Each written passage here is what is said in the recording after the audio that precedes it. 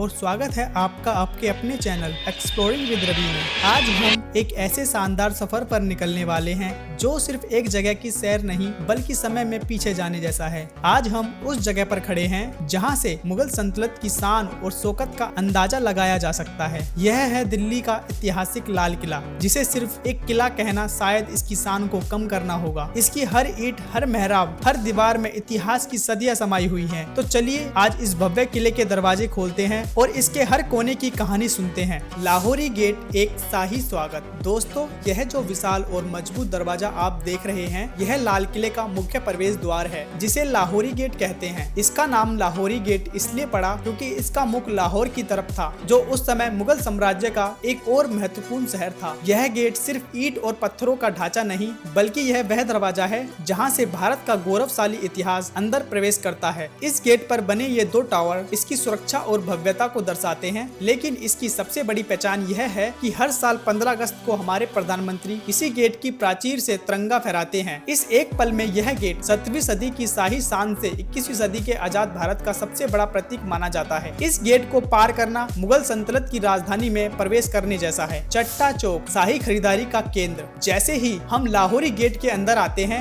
हमें यह लंबा ढका हुआ गलियारा मिलता है। इसे चट्टा चौक कहते हैं और मुगल काल में यह बाजारे मुसक्कफ के नाम से जाना जाता था। इसका मतलब है ढका हुआ बाजार। यह बाजार बादशाह शाहजहां ने खास तौर पर हरम की महिलाओं के लिए बनवाया था, ताकि वे बिना किसी की नजरों में आए आराम से खरीदारी कर सके। इस बाजार की छत मेहराबदार हैं, जो इसे धूप और बारिश से बचाती थी। यहाँ रेशम और कपड़े, मखमल, कीमती जवाहरात, सोने चांदी के गहने और खूबसूरत इत्र जैसी बेशकीमती चीजें बेची जाती थी। इस जगह की कल्पना कीजिए, यहाँ उस समय की सबसे खूबसूरत और महंगी चीजें बिकती होगी और यहाँ चहल पहल का माहौल कैसा रहा होगा। आज भी यहाँ पर्यटक भारतीय हस्तकला की यादगार चीजें खरीदते हैं। दीवाने आम। इस बाजार से बाहर आते ही हम विशाल प्रांगण में पहुँचते हैं, जहाँ से हमें दीवाने आम का भव्य हॉल दिखाई देता है। यह लाल किले का वह भव्य हॉल है जहाँ मुगल बादशाह हर दिन आम जनता से मिलते थे और उनकी शिकायतें सुनते थे। इसका नाम ही आम लोगों का दरबार है, जो बताता है कि यह जगह न्याय और शासन में जनता की भागीदारी का प्रतीक थी। यह पूरा हॉल लाल बलुआ पत्थर से बना है और इसकी वास्तुकला बहुत ही प्रभावशाली है। इसके बीच में एक ऊंचा और सुंदर मंच है, जहां बादशाह का सिंहासन रखा जाता था। उस मंच के पीछे की दीवार पर संगमरमर पर फूलों की बेहतरीन कारीगरी की गई है,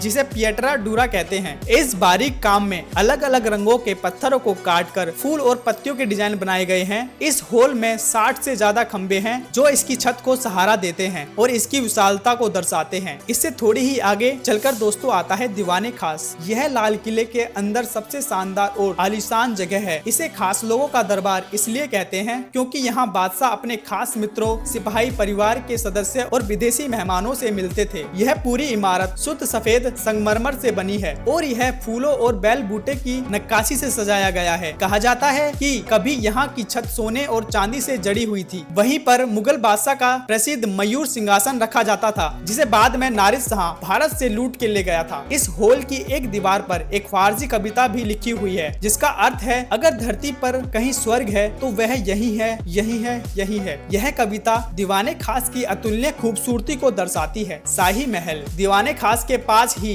कई और महत्वपूर्ण महल हैं। सबसे पहले यह है रंग महल, यानी रंगों का महल। यह महल बादशाह की मुख्य बेगम का निवास स्थान था। इसकी छत पर आईने लगे होते थे, जिन्हें शीशा महल कहते थे, जो रात में मोमबत्तियों की रोशनी से तारों की तरह चमकते थे। यहाँ से स्वर्ग की नहर बहती थी, जो पूरे महल में ठंडा और खुशनुमा माहौल बनाए रखती थी। इसके पास है मुमताज महल, जो अब एक संग्रहालय बन चुका है। यहाँ आप मुगल कालीन, कलाकृतियाँ, हथियार और शाही कपड़े रखे देख सकते हैं। और यहाँ है खास महल, जो बादशाह का निजी निवास था। अंत में यह है मोती मस्जिद। इसे औरंगजेब ने अपने निजी उपयोग के लिए बनवाया था। यह मस्जिद लाल किले के लाल रंग से बिल्कुल अलग है, शुद्ध सफेद संगमरमर से बनी है और इसकी सादगी ही इसे सबसे खास बनाती है। तो दोस्तों, यह थी हमारी लाल किले की एक विस्तृत और यादगार यात्रा। हमने सिर्फ एक इमारत नहीं देखी, बल्कि इतिहास के पन्नों को पलटकर मुगल बादशाह के जीवन को करीब से समझा। यह किला हमें बताता है कि इतिहास सिर्फ किताबों में नहीं, बल्कि हमारे आसपास की इमारतों में भी जिंदा रहता है। अगर आपको यह वीडियो पसंद आए तो इसे लाइक करें, शेयर करें। एक्सप्लोरिंग विद रवि को सब्सक्राइब करना बिल्कुल ना भूलें। मिलते हैं अगले वीडियो में एक नई जगह, एक नई कहानी के साथ। तब तक के लिए अपना ख्याल रखें और घूमते रहें।